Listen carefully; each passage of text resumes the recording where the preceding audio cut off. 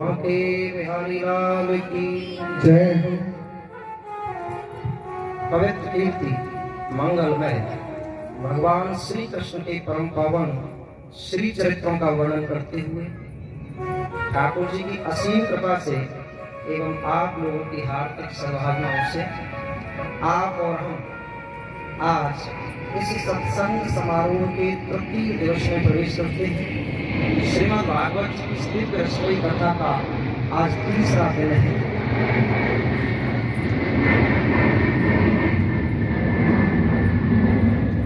मेरे सम्मानीय समस्त श्रोताओं, आदरणीय समस्त बंधुओं, माताओं और बहनों, आइए तृतीय दिवस की कथा में प्रवेश करने से पूर्व अपने मन और वाणी को पवित्र करेंगे।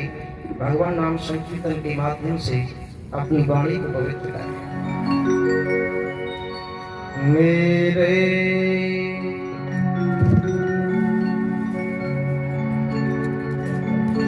कंठ बसो महारानी, महारानी मेरे कंठ बसो महारानी। माता शारदे के चरणों में नतमस्तक होते हुए प्रार्थना करेंगे।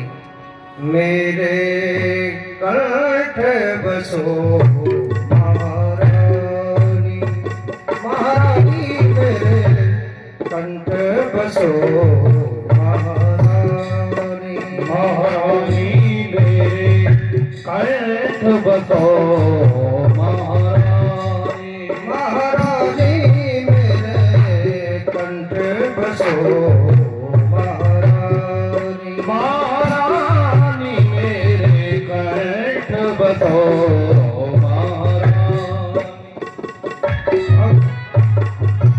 मेरे स्वरों को अपना स्वर दो, मेरे स्वरों को अपना स्वर दो, मेरे स्वरों को अपना स्वर दो, मेरे स्वरों को अपना स्वर दो। गाऊं मैं तेरी वाणी, गाऊं मैं तेरी वाणी,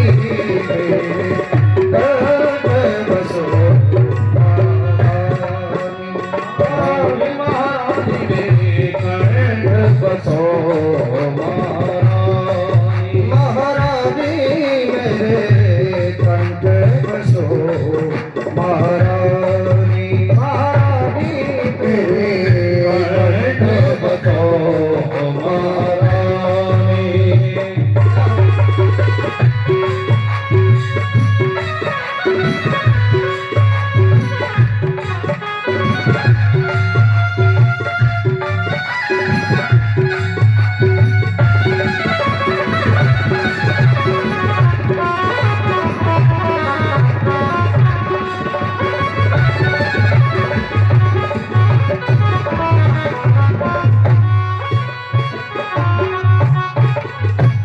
जीवन का संगीत तुम्ही हो, आशाओं का दीप तुम्ही हो, जीवन का संगीत तुम्ही हो, आशाओं का गीत तुम्ही हो, जीवन का संगीत तुम्ही हो, आशाओं का दीप तुम्ही हो, जीवन का संगीत तुम्ही हो, आशाओं का गीत तुम्ही हो।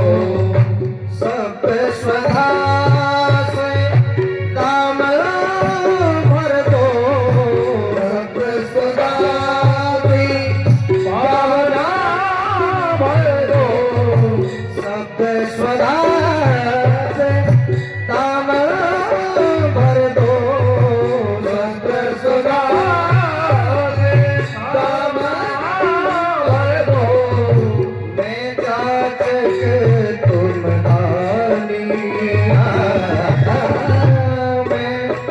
आशिक तुमदानी मेरे कंठ बसो महारानी मेरे कंठ बसो महारानी मेरे कंठ बसो महारानी मेरे कंठ बसो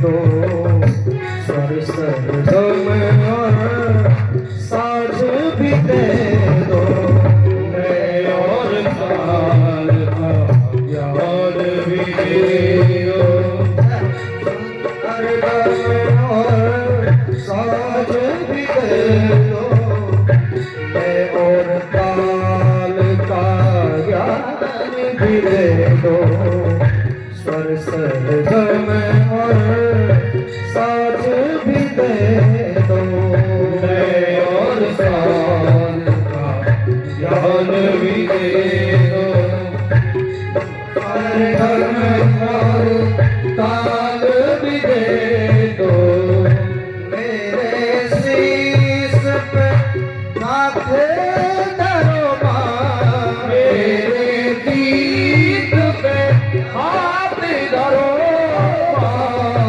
मेरे शीश पे हाथ धरो मेरे गीत पे हाथ धरो सरस्वती कल्याणी सरस्वती कल्याणी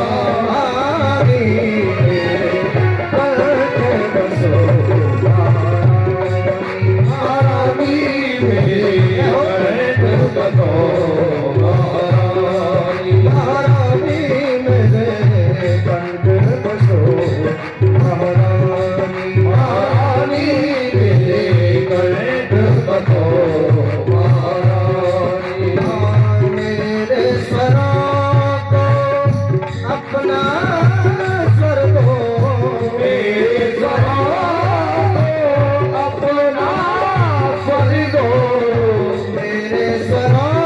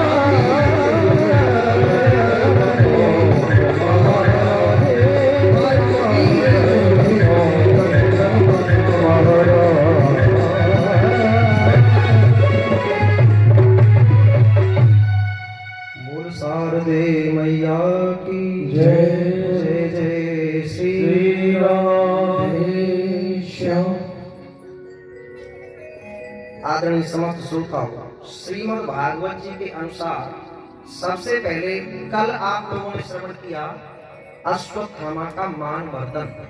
आइए पहले विचार करते हैं कि अश्वत्थामा माने क्या है। पहले ये समझें अश्वत्थामा कहते कैसे हैं। तो अश्वत्थामा नाम का जो शब्द है वो दो शब्दों से मिलकर के बना है, अश्वधन धामा। अश्व कहते हैं घोड़े को, अश्व माने घोड़ा, और माँ माने नेग्लेक्ट करना, माँ माने निषेध करना, माँ माने नकारना, माने जिसके इंद्रिय रूपी घोड़े अपनी कंट्रोल से बाहर हों, उसका नाम है अश्वत्थामा। ये हमारा जो शरीर है ना, इसको रथ कहते हैं। रथ देहो रथ इंद्रिया अश्व समस्त रथो गति। ये शरीर क्या है? एक रथ है। और इस रथ में, शरीर रूपी रथ में 10 घोड़ा जुड़े हुए हैं। 10 घोड़ा। 10 घोड़ा कौन से? 10 इंद्रियां, 5 कर्मेंद्रियां और 5 ज्ञानेंद्रियां। जो 10 इंद्रियां हैं वो इस शरीर में लगे हुए 10 घोड़ा हैं। ज्ञानेंद्रियों में चक्षु माने आंख, श्रवणेंद्रिय माने कान, घ्राणेंद्रिय माने नाक, त्वकेंद्रिय माने त्वचा और रसनेंद्रिय माने रसना। ये ज्ञानेंद्रियां होती हैं और 5 होती हैं कर्मेंद्रियां।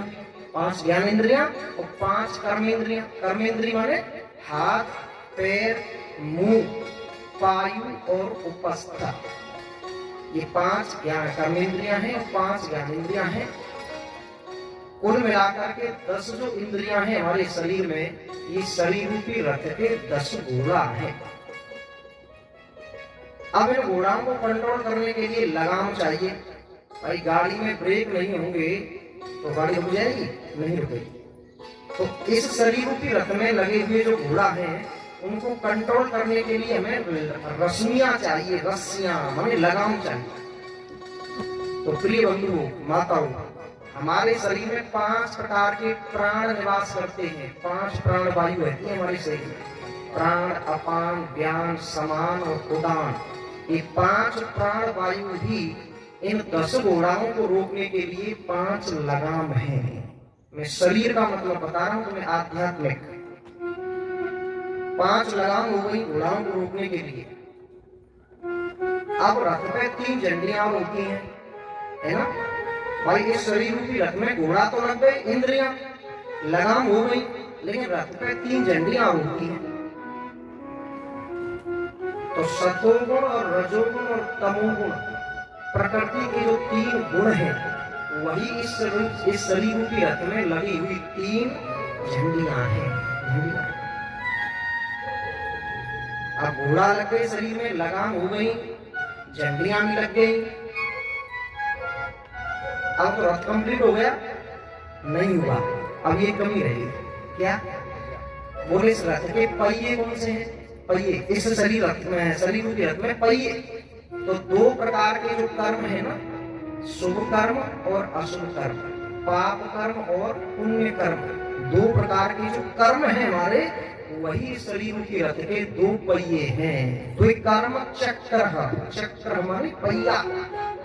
इस शरीर रूपी रथ में जो पहिए लगे हुए हैं वो 2 प्रकार के हमारे कर्म हैं, पाप कर्म और पुण्य कर्म। वही इस रथ के पहिए लग गए, घोड़ा लग गए, लगाम हो गई, झंडियां भी लग गई। अब तो मेरे अंदाज में रथ कंप्लीट हो गया। परिचय जी बोले नहीं, अब ये कमी और रहेगी। वो कमी क्या है? बोले इस रथ का जुआ क्या है? जुआ समझ रहे हो आप लोग? नहीं समझ रहे होंगे। जुआ, हाँ, जहाँ पे घोड़े लगते हैं, जहाँ पे घोड़े लगाए जाते हैं, पैर लगाए जाते थे, जुआ है ना। तो इस रथ का जुआ क्या है? बोले सुख और दुखों का जो द्वंद्व है वही इस शरीर रूपी रथ का जुआ है। हम सबके जीवन में सुख और दुख दोनों मिलकर के आते हैं, है ना। सुख और दुख का जोड़ा होता है। 2 का जो जोड़ा होता है उसे द्वंद्व कहते हैं। द्वौ द्वौ इति द्वंद्वः। सुख और दुख का द्वंद्व, मेरे और तेरे का द्वंद्व, अपने और पराये का द्वंद्व, हर्ष और शोक का द्वंद्व, मान और अपमान का द्वंद्व, ये सब द्वंद्व है। और सबके जीवन में ये द्वंद्व खड़े हुए हैं और इसी द्वंद्व को इस शरीर रूपी रथ का जुआ कहते हैं। अब रथ में घोड़ा लग गई, लगाम हो गई, झंडियां हो गई, पहिए लग गए, जुआ भी हो गया। अब तो मेरे अंदाज में रथ कंप्लीट है, रथ तो कंप्लीट है, लेकिन सबसे बड़ी कमी यहाँ में अभी और रह गई। वो क्या है? वो इस रथ को बोले, इस रथ को हाँकने वाला ड्राइवर कौन है? इस रथ को चलाएगा कौन? सारथी कौन है? तो इस शरीर रूपी रथ को हाँकने वाला जो ड्राइवर है, ड्राइव करने वाला, इस गाड़ी को ड्राइव करने वाला जो ड्राइवर है, वो है हमारा मन। मन मन और बुद्धि इस शरीर रूपी रथ को चलाते हैं और सारी बात निर्भर करती है ड्राइवर पर। गाड़ी तो बहुत अच्छी हुई, हमारे पास में स्कॉर्पियो हुए हैं या इनोवा हुए, और वहाँ ड्राइवर हुए अनकर गुप्ता जी, अनट्रेन ड्राइवर हो उसका, तो या तो गाड़ी कहूँ रोक ही देगो और या फिर कहूँ ठोक ही देगा, है ना? या तो रोक देगा या ठोक देगा। और चतुर ड्राइवर अगर होगा, अनट्रेन ड्राइवर, तो कहीं ना कहीं ठोक देगा। लेकिन चतुर ड्राइवर होगा, ट्रेनिंग लिया हुआ, परीक्षण लिया हुआ, तो वो ड्राइवर जो है इस शरीर रूपी रथ को सही सही रास्ते पर चलाएगा। ये मन रूपी जो ड्राइवर है, ये बुद्धि हमारी अगर सही है, शुद्ध है, तो इस शरीर रूपी रथ को सही सही रास्ते पे चलाएगी। लेकिन अगर हमारी बुद्धि पतित है, भ्रष्ट है, गिरी हुई है, मन खराब है, अशुद्ध है, तो इस शरीर रूपी रथ को वो नरक रूपी गड्ढे में गिरा देगी। गिरा इस शरीर रूपी, शरीर का आध्यात्मिक रहस्य है ये। अब यहाँ पे प्रश्न उठता है कि हमारा मन बढ़िया कैसे बने? भाई आप यहाँ पे प्रश्न करोगे कि हमारा मन बढ़िया कैसे बने जिससे ये शरीर रूपी गाड़ी चले, सही सही रास्ते पे, लीक लीक पे चले, ये प्रश्न खड़ा होता है।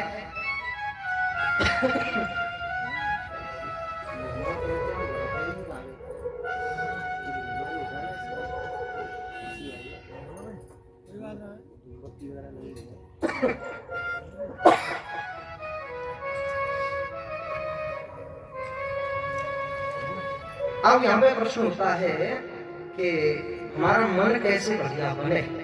तो मन को सही रखने का एक तरीका है, एक तरीका है क्या? बोले शास्त्रों का अध्ययन करना और भले आदमी के संग में रहना। मन को सुधारने का केवल यही तरीका है।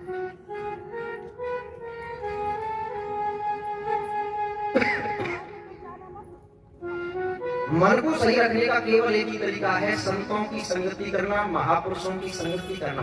माने किसी संत से गुरु दीक्षा लेना। संत माने क्या है? संत किसे कहते हैं? बोले संत के लक्षण जिसमें हो, संत का वेश जिसके पास में है, केवल वही संत नहीं। संत का वेश जिसके पास में है वो संत नहीं, संत के लक्षण जिसके पास में है, भले ही उसके पास में संत का वेश नहीं, चाहे वो धोती कुर्ता में रहता हो, चाहे वो पैंट शर्ट पहनता हो, कुछ भी पहनता हो, लेकिन लक्षण उसके अंदर संत जैसे होने चाहिए। अद्वैता सर्वभूतानां मैत्र कर्ण एव च निर्ममो निरहंकारः समदुःखे दुःखे समी विद्या गुणे संपन्ने ब्राह्मणे गव्यस्ति सुनिचै शिवाके च पंडिता समदर्शनः। संतों के बहुत सारे लक्षण। उसका हृदय करुणामय हो, वो सबका हितैषी हो, जो सबके हित की बात करता हो, जो सबसे प्रेम करता हो, जो सबको अपना मानता हो, जो सबको अच्छी बातें बताता हो, जो सही रास्ते पे चलाने की नीति सिखाता हो, उसको संत कहते हैं। संत ऐसे संत से पहले दीक्षा लेनी चाहिए, उसको गुरु बनाना चाहिए और उसके बाद में बताए हुए रास्ते पर, उसके बताए हुए रास्ते पर चलना चाहिए। माने उसकी संगति करना चाहिए। संत संगति का मतलब क्या है? संत संगति का मतलब ये नहीं कि संत के साथ में हर समय रहना चाहिए। अच्छा, संत के साथ में रहें लेकिन उनके आचरणों पे न चले, सत्संगति का फायदा क्या है? कोई फायदा नहीं। सत्संगति का मतलब है संत के द्वारा बताए गए बातों पर, विचारों पर गंभीरता से विचार करना, माने उन पर चलना, उनका निधिध्यासन करना, शास्त्रों को पढ़ना और शास्त्रों को सुनना। माने ठाकुर जी की कथा सुनना, ठाकुर जी के शास्त्रों को पढ़ना, और केवल पढ़ना सुनना नहीं, पढ़ना सुनना और उन पर चलना, निधिध्यासन करना।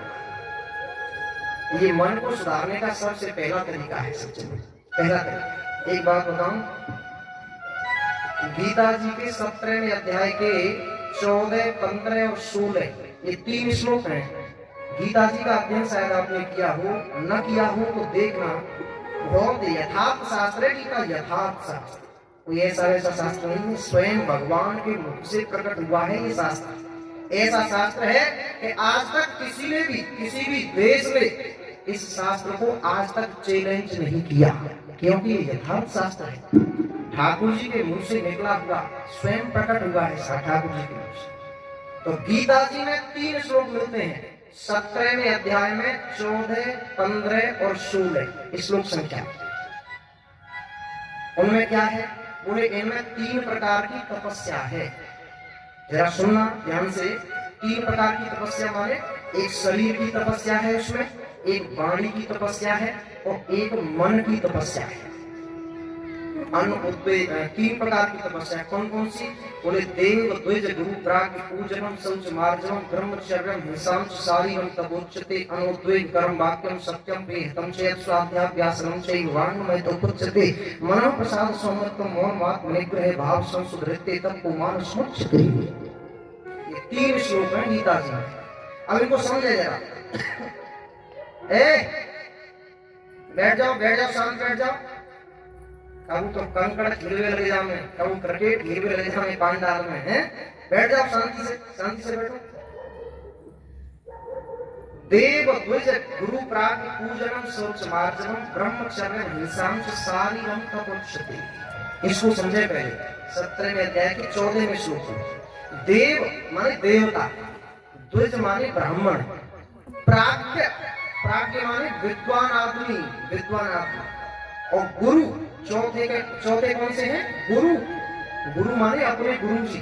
और केवल गुरु जी ना है, केवल गुरु जी नहीं, गुरु माने अपने बूढ़े बड़े मैया बाप, अपने बूढ़े बड़े सास ससुर, है ना, अपने से बड़े, अपने से जो महान है, श्रेष्ठ है, उन सबको गुरु कहते हैं। गुरु इन सबको पूजना, इन सबका आदर सत्कार करना, इन सबका सम्मान करना, है ना, ये शरीर की तपस्या है। अभी समझ नहीं आया? देवता, द्विज माने ब्राह्मण, प्राज्ञ माने विद्वान आदमी, शास्त्रों का जानकार आदमी, और गुरु माने अपने बूढ़े बड़े मैया बाप। घर में बूढ़े बड़े मैया बाप कष्ट पा रहे हैं, रोटियों के लिए तरस रहे हैं, और हम गोवर्धन महाराज की परिक्रमा दे रहे हैं? हर 8वें दिन परिक्रमा देने जाते हैं और बड़े बूढ़े मैया बाप घर में दुखी हैं, रोटियों के लिए तरस रहे हैं, तो वो परिक्रमा देना हमारा बिल्कुल बेकार है, बिल्कुल बेकार है, बिल्कुल व्यर्थ है। जिसने अपने बड़े बूढ़े मैया बाप को कष्ट दे दिया, रुला दिया, उसका तीर्थों में जाना, परिक्रमा देना बिल्कुल बेकार है, बिल्कुल बेकार है। मैं तो इस बात के बिल्कुल खिलाफ हूँ, और मेरी क्या जरूरत है, शास्त्र इसके बिल्कुल खिलाफ है। परिक्रमा देना बिल्कुल बेकार है। अगर हमारे आंगन में बूढ़ी बड़ी मैया विराजमान है, बूढ़ी बड़ी माँ हमारे आंगन में बैठी हुई है, तो हमें गंगा जी नहाने की, परिक्रमा देने की, अन्य तीर्थों में जाने की बिल्कुल भी आवश्यकता नहीं, बिल्कुल भी कोई आवश्यकता। महाभारत के वन पर्व में यक्ष युधिष्ठिर संवाद है। महाभारत 6 खंडों में आता है, इतना मोटा, इतने मोटे मोटे 6 खंड है महाभारत के। और महाभारत के एक खंड में वन पर्व आया है, वन पर्व, उसमें यक्ष युधिष्ठिर संवाद है। और यक्ष ने युधिष्ठिर से सवाल पूछे, बहुत सवाल पूछे। उनमें एक सवाल आता है, प्रश्न आता है कि धरती से बाहरी कौन सी वस्तु है? यक्ष पूछता है युधिष्ठिर से, युधिष्ठिर इस धरती से बाहरी कोई वस्तु हो तो मुझे बताओ, अगर कोई है तो बताओ, कोई है क्या? तो युधिष्ठिर जी महाराज ने कहा यक्ष से, महाराज जी धरती से बाहरी वस्तु कौन है ये मैं नहीं जानता, लेकिन हाँ एक बात जानता हूँ, धरती से भी बाहरी है हमारी बूढ़ी बड़ी माता जी, बूढ़ी बड़ी मैया। धरती से भी वजनदार है हमारी बूढ़ी बड़ी माँ। आकाश से ऊंचा कौन है बताओ? आकाश से ऊंचा? बोले मैं नहीं जानता, लेकिन एक बात जानता हूँ, आकाश से भी ऊंचे हैं हमारे बूढ़े बड़े पिताजी, बूढ़े बड़े पिता।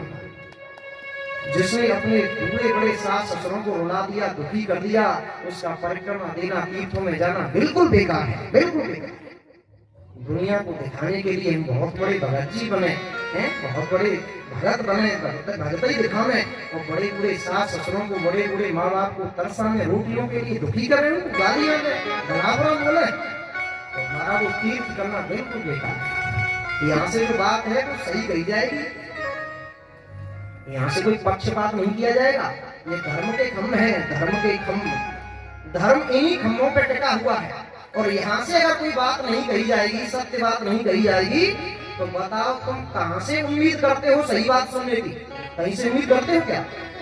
यहाँ से सही बात कही जाएगी, चाहे वो किसी पे लागू हो। मुझे इस बात की कोई परवाह नहीं है, या कथा सुनने आओ या मत आओ, लेकिन जो बात सत्य है वो कही जाएगी, कही जाएगी।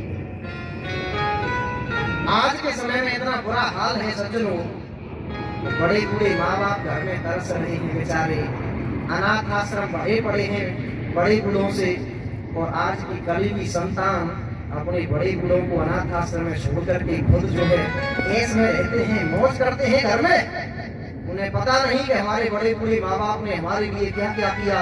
हमें 9 महीने तक एक माँ अपनी कोख में रखती है, इतना कष्ट झेलती है, उसके बाद में जन्म देती है, और जन्म देने के बाद में स्वयं गीले में सो जाती है, लेकिन अपने बच्चे को कभी गीले में नहीं सुलाती, वो सूखे में सुलाती है, सूखे में सुला करके खुद गीले में सो जाती है।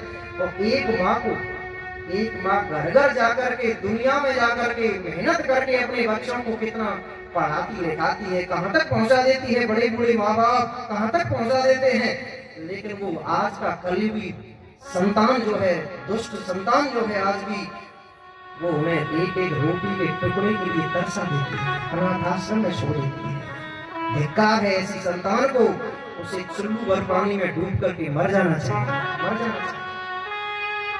जिसने अपने बड़े बड़े माँ बाप को तरसा दिया सज्जनों, उसकी क्या गति होगी मैं बता नहीं सकता, बता नहीं सकता। उसको नरक में गिरने से ब्रह्मा जी कहते हैं ना अहम, मैं भी नहीं बचा सकता। भगवान विष्णु कहते हैं मैं भी नहीं बचा सकता। भगवान शंकर ये कहते हैं कि मैं भी नहीं बचा सकता। जिसने अपने बड़े बूढ़ों को रुला दिया, सता दिया, उसको कोई नहीं बचा सकता। नरक में गिरने से कोई नहीं बचा सकता। देव द्विज गुरु प्राग पूजनम शौच मार्जनम ब्रह्मचर्यम हिंसाम च।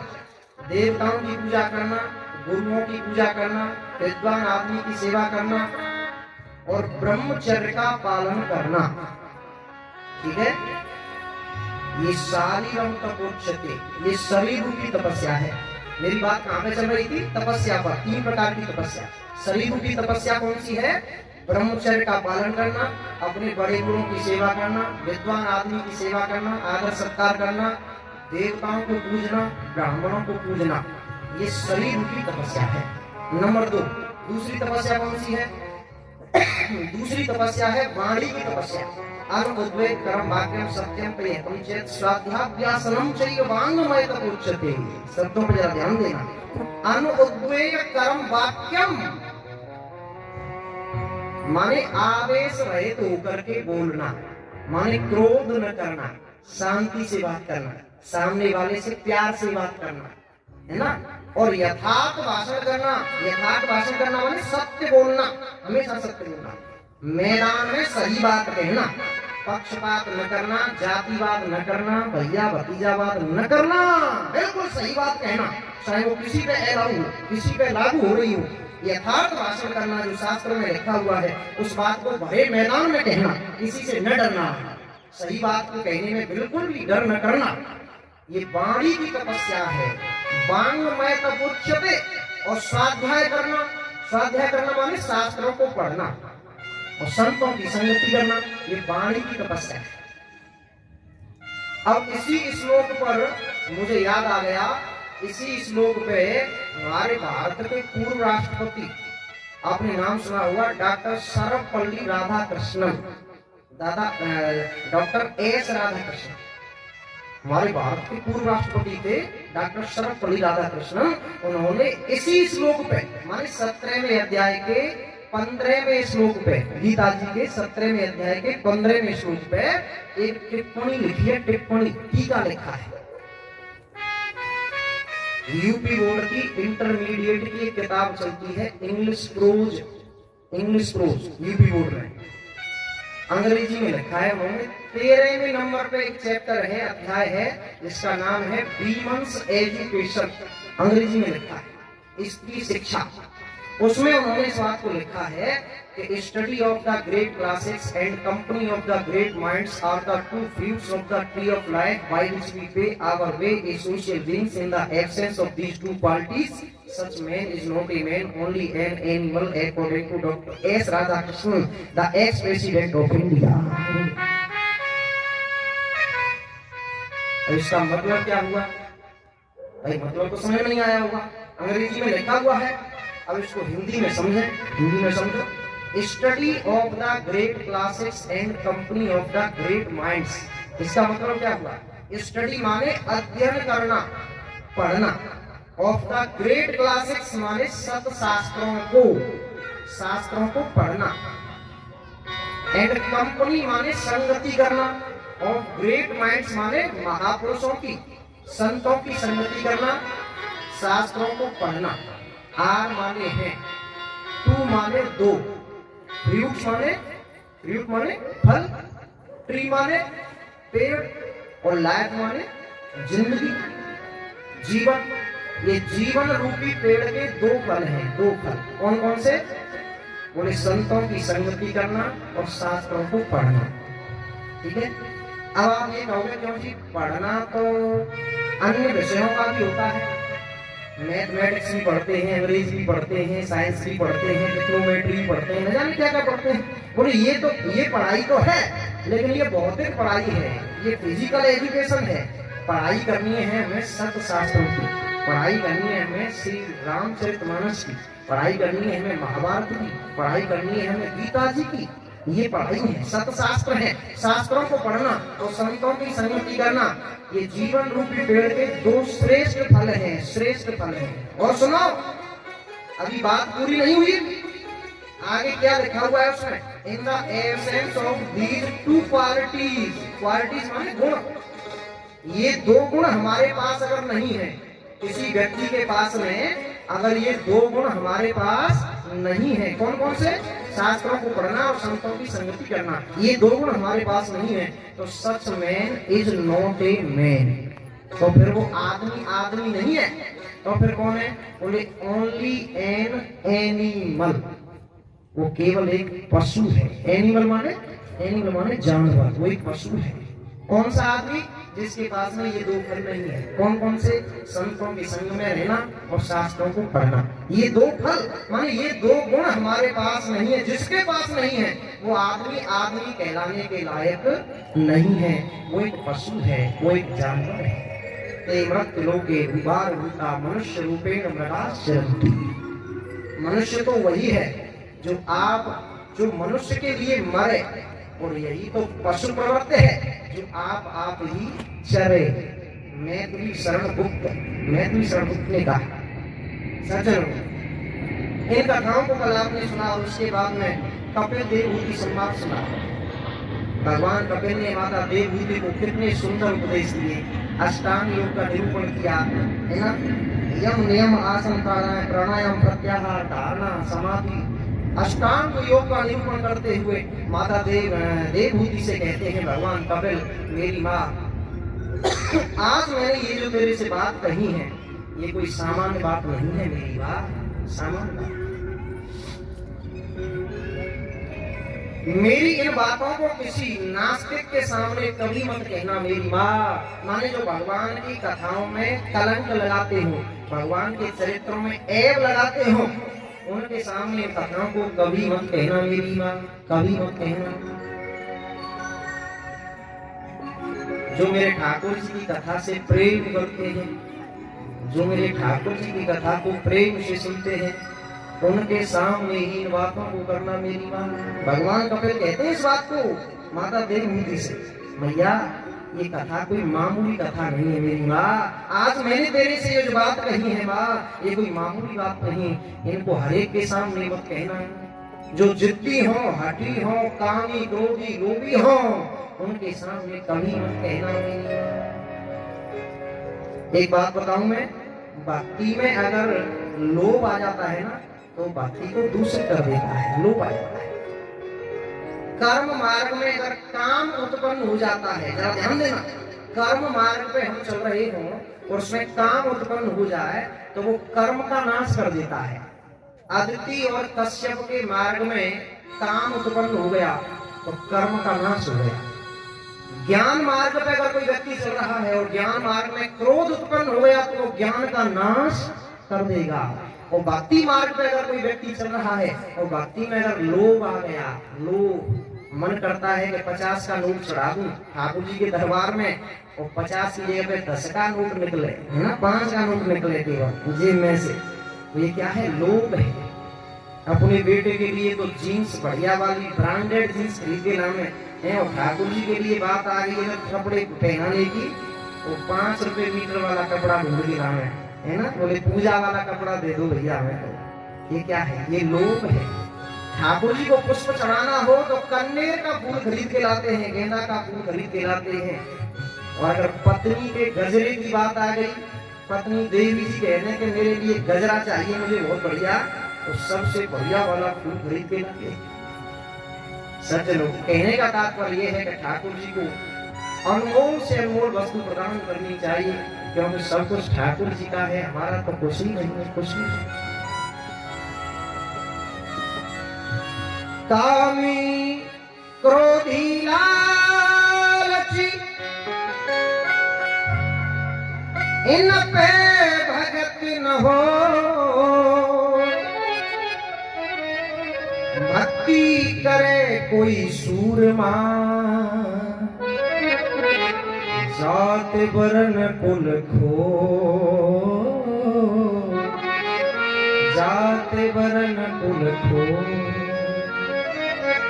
ओ मेरी माँ, एक बात बताऊं मैं तुझे, जैसे फसल में, किसान की फसल में खरपतवार पैदा हो जाता है तो वो खरपतवार जब तक हम उसमें दवा नहीं लगाते हैं या निराई गुड़ाई नहीं कराते हैं तो वो फसल को बर्बाद कर देता है ना। अगर हमने उसमें दवा नहीं लगवाई खरपतवार की तो फसल को बर्बाद कर देगा मेरी माँ। उसी प्रकार से अगर भक्ति में लोभ आ गया तो वो भक्ति को भी बर्बाद कर देगा। खेत बिगाड़े जैसे खरतुआ, सभा बिगाड़े कोई क्रूर, भक्ति बिगाड़े कोई लालची, जो के सर में धूल, जो के सर में धूल। इन बातों को हर एक नहीं समझ सकता मेरी माँ। भगवान कपिल कहते हैं माता देवहूति से कि ये जो बात मैंने तेरे से बताई है, काल की महिमा बताई, प्रकृति और पुरुष का वर्णन करके बताया, ये कोई सामान्य बातें नहीं है मेरी माँ।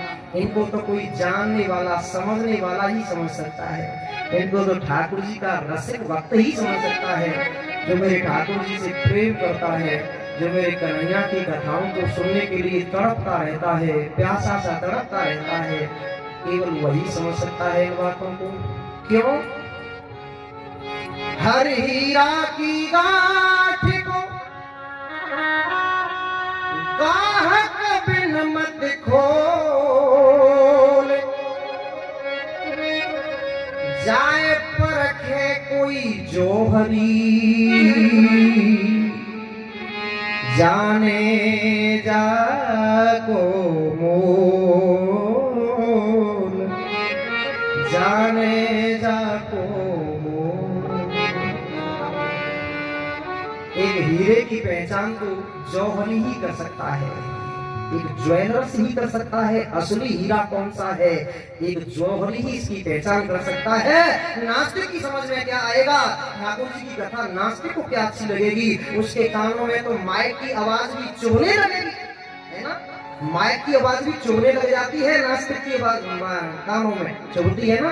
बोले माइक बंद कर लो, आवाज कम कर लो, है ना, हमें डिस्टर्ब होता है। हम 10 बजे जगते हैं, है ना, सो करके 10 बजे उठते हैं बिस्तर से, हमें सोने दो, हमें नींद प्यारी लगती है। भजनों को बंद कर लो, ठाकुर जी की कथा को मत सुनाओ हमें। ये नास्तिक हैं सज्जनों। नास्तिकों की समझ में क्या आएगा? जो ठाकुर जी की कथाओं से प्रेम करते हैं बस उनकी ही समझ में आएगा। कोई सामान्य बातें नहीं है मेरी माँ। यह न कहिए सठरी हठ सीलहि, यह न कहिए सठरी हठ सीलहि, जो मन लहे न सुनहि हरि लीलहि, जो मन लहे न सुनहि हरि लीलहि, जो मन लहे न सुनहि हरि लीलहि। मेरी माँ, इन कथाओं को जो हठी हो, जिद्दी हो, कामी क्रोधी हो, उनके सामने कभी मत कहना मेरी माँ। और क्या बोले? कहिए न लोभिए क्रोधिए कामी, जे न भजे सचराचर स्वामी। कहिए न लोभिए क्रोधिए कामी, जे न भजे सचराचर स्वामी। हाँ, जे न भजे सचराचर स्वामी। तुझ द्रोहिए सुनाही कबहू, हाजी सुनाही कबहू, ये न सुनाही कबहू, सुनाही कबहू। सुरपत सरेस होए नृप जबहू, हाजी होए नृप जबहू। सुरपत सरेस होए नृप जबहू, हाजी होए नृप जबहू। मेरी बात हर एक के सामने इन बातों को कभी मत कहना मेरी बात। बहुत सुंदर उपदेश किया भगवान कपिल ने अपनी माता देवहूति को। इन कथाओं को कल आपने सुना और उसके बाद में दक्ष यज्ञ विध्वंस की कथा को सुना। और दक्ष यज्ञ विध्वंस की कथा में आप सुन रहे थे भगवान शंकर से दक्ष ने कितना बड़ा बड़ा कहा, लेकिन भोले बाबा ने कुछ भी नहीं कहा, शांत रहे। क्योंकि भगवान शंकर अगर बदला लेने लग जाते तो फिर दक्ष में और भोले बाबा में अंतर क्या रह जाता। वैसे भी धर्म भी यही कहता है, चाहे वो जैन धर्म हो, चाहे वो यहूदी धर्म हो, चाहे वो सिख धर्म हो, चाहे वो हिंदू धर्म हो, चाहे वो सनातन धर्म हो, कोई भी धर्म हो, कोई भी धर्म अगर दूसरे धर्म से द्वेष करता है तो वास्तव में वो धर्म नहीं होता, वो विधर्म होता है, वो पाखंड होता है, वो ढोंगबाजी होती है, वो नाटकबाजी है, वो चालाकी है, वो ठगना है, वो धूर्तता है। शक्ति होते हुए भगवान शंकर ने कुछ नहीं कहा, उसको पुनर्जीवित कर दिया बकरे का शरीर। सज्जनों, महाभारत का युद्ध जब पूरा हो चुका था तो उस महाभारत के युद्ध में 18 अक्षौणी सेनाओं का सुपड़ा साथ हुआ। 18 अक्षौहिणी सेना, मतलब एक अक्षौहिणी सेना का मतलब क्या होता है बताऊं? एक अक्षौहिणी सेना में 21,870 रथ होते थे, 21,870 हाथी होते थे, 65,610 घुड़सवार होते थे, 87,480 रथों के घोड़ा होते थे, 1,09,350 पैदल सेना होती थी, इन्फेंट्री के जवान होते थे, है ना? इतने इन सब के बराबर होती थी केवल एक अक्षौहिणी सेना, केवल एक। और ऐसी ऐसी 18 अक्षौहिणी सेना महाभारत के युद्ध में सब खत्म हो गई। 18 अक्षौहिणी सेना खत्म। केवल 10 आदमी बचे थे कौरव और पांडवों की तरफ से, केवल 10, दोनों पक्षों में से केवल 10 आदमी। 5 बचे, 7 बचे पांडवों की तरफ से और 3 बचे कौरवों की तरफ से। 7 और 3 10 आदमी बचे। पांडवों की तरफ से 5 भैया पांडव, श्री कृष्ण और सात्यकी, ये तो बचे पांडवों की तरफ से। और कौरवों की तरफ से अश्वत्थामा, द्रोणपुत्र अश्वत्थामा, कृतवर्मा और कृपाचार्य, ये 3 बचे कौरवों की तरफ से। बाकी सब खत्म हो गए। उस महाभारत के युद्ध में कुरुक्षेत्र की धरती खून से लाल है, सब लाल हो गई थी।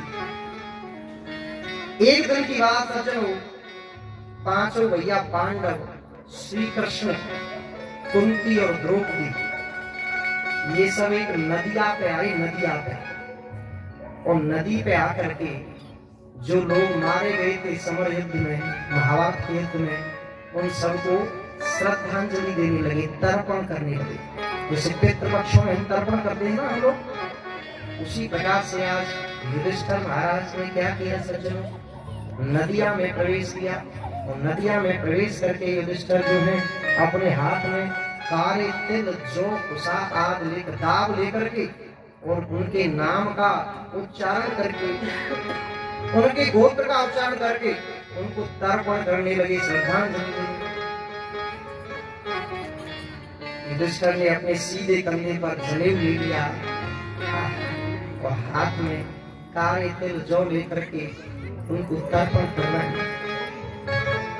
जो अपने लोग थे, खिलाफ पार्टी के थे और अपनी पार्टी है तो सब अपने ही, सबका नाम ले लेकर के तर्पण करना। सबको पानी देने के बाद में युधिष्ठिर जब बाहर निकल करके आई नदिया से, तो कुंती मैया ने युधिष्ठिर के कंधे पे हाथ रखते हुए कहा, हाथ रख करके कहा, बेटा तूने सबको पानी दे दिया, सबको पानी दे दिया तूने।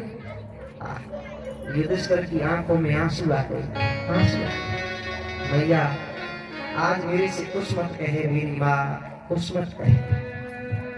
ओ मेरी माँ, मैं इस धरती पे इतना अभागा सम्राट हूँ, इतना बड़ा अभागा सम्राट हूँ मेरी माँ, कि आज मैंने अपने हाथों से, स्वयं अपने हाथों से अपने बेटाओं को पानी दिया है, अपने नातियों को पानी दिया है।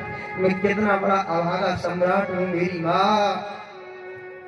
मैंने अपने परिवारीजनों को पानी दिया है, अपने बेटाओं को, अपने नातियों को पानी दिया है मेरी माँ।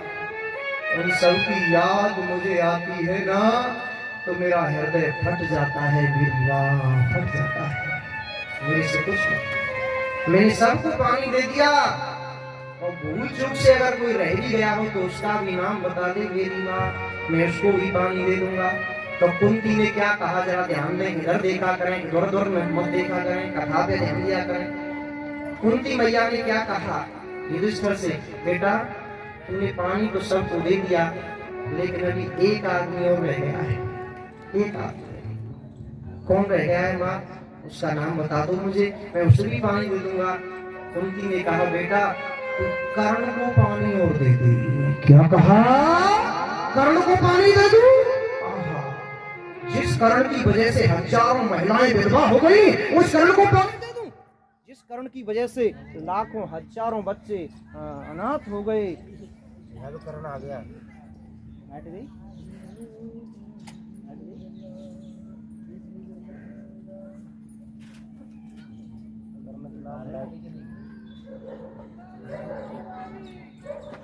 श्री कृष्ण गोविंद हरे मुरारे, हे नाथ नारायण वासुदेवा। श्री कृष्ण गोविंद हरे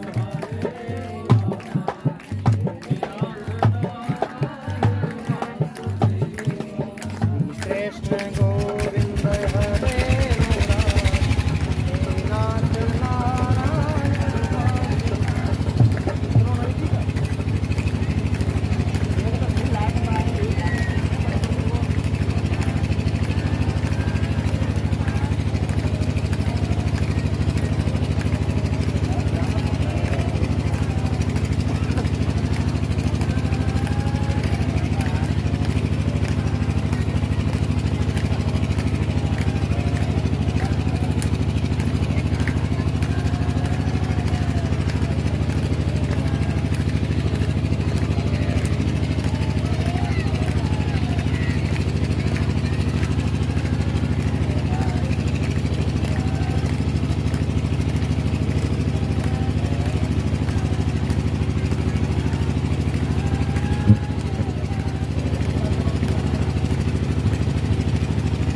बोल वृंदावन बिहारी लाल की। हरे राम राम राम सीता राम राम राम, हरे राम राम राम सीता राम राम राम, हरे राम राम राम सीता राम राम राम।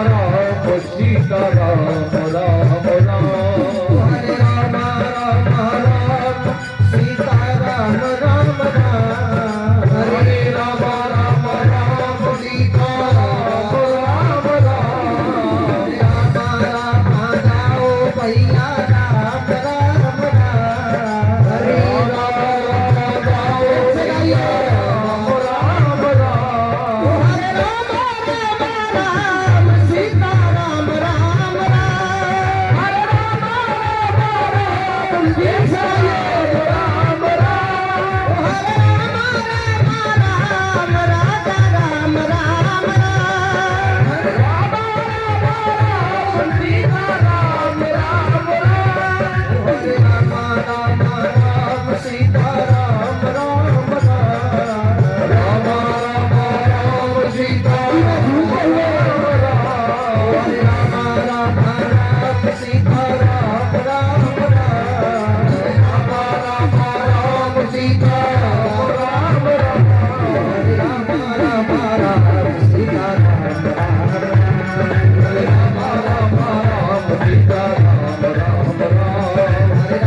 राम राम हरे राम राम सीता राम राम हरे राम राम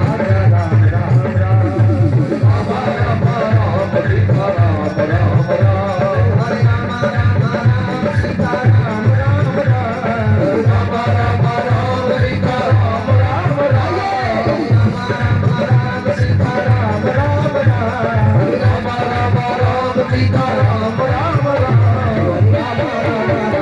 राम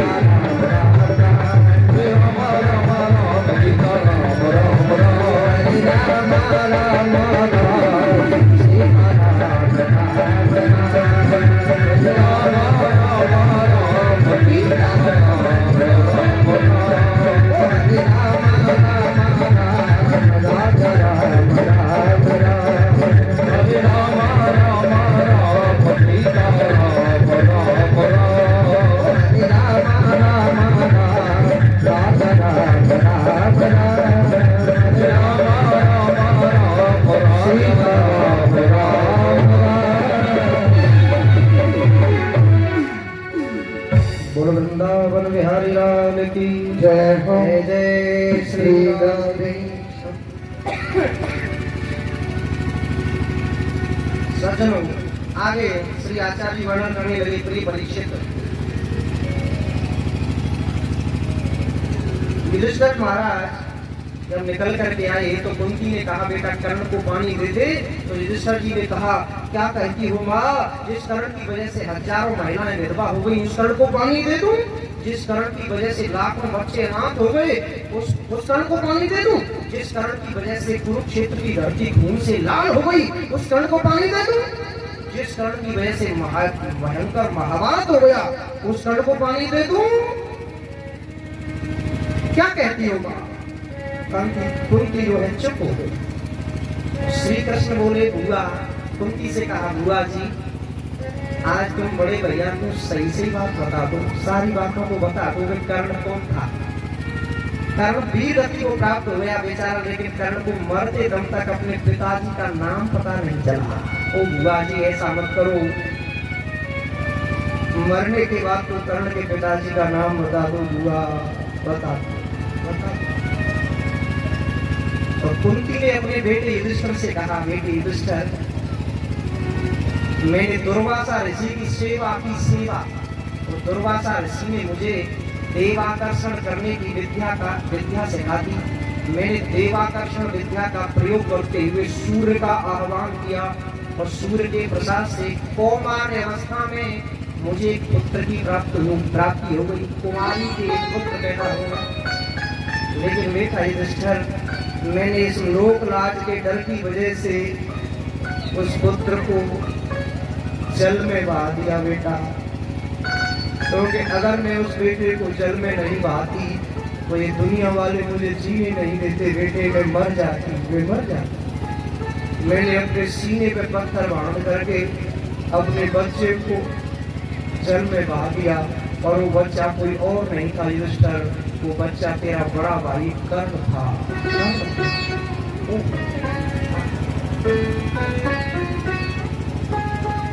इसलिए कर्ण को पानी और दे दे बेटे।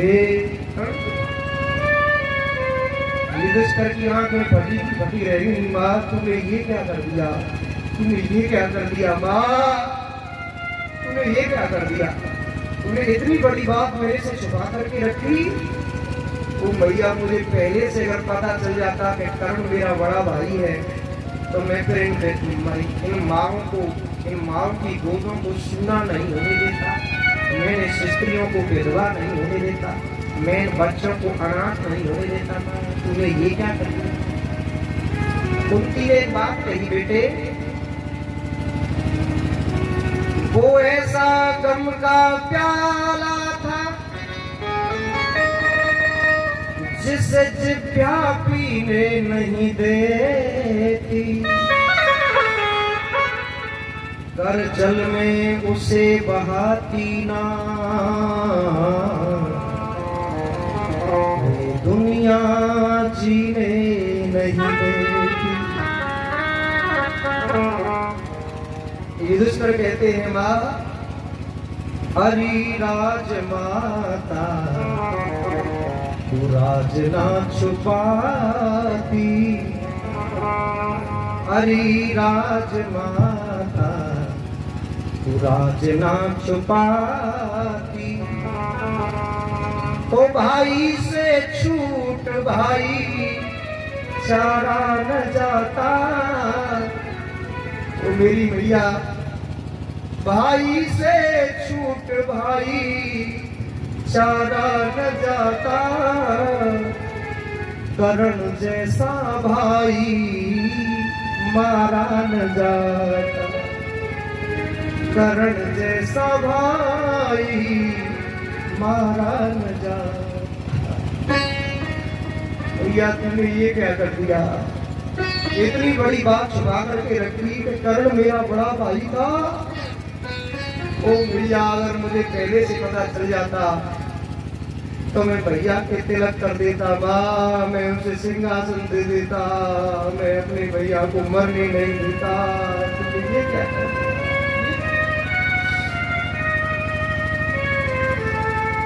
सज्जनों, युधिष्ठिर अपनी मैया से कभी निगाह भी नहीं मिलाते थे, केवल चरणों को देख करके प्रणाम करते थे, नजर नहीं मिलाते थे, केवल प्रणाम करते थे चरणों की ओर देख करके। लेकिन आज वही युधिष्ठिर लाल लाल आंखें करके मैया की तरफ नाराज हो गए, क्रोध करने लगे और कहने लगे, माँ आज तूने मेरे से इतनी बड़ी बात छुपा करके रखी, आज मैं तुझे साथ देता हूँ। साथ देने लगे। ससा पंचमहातेजा सर्वलोकेषु योषितः रघुयं धारयन्ति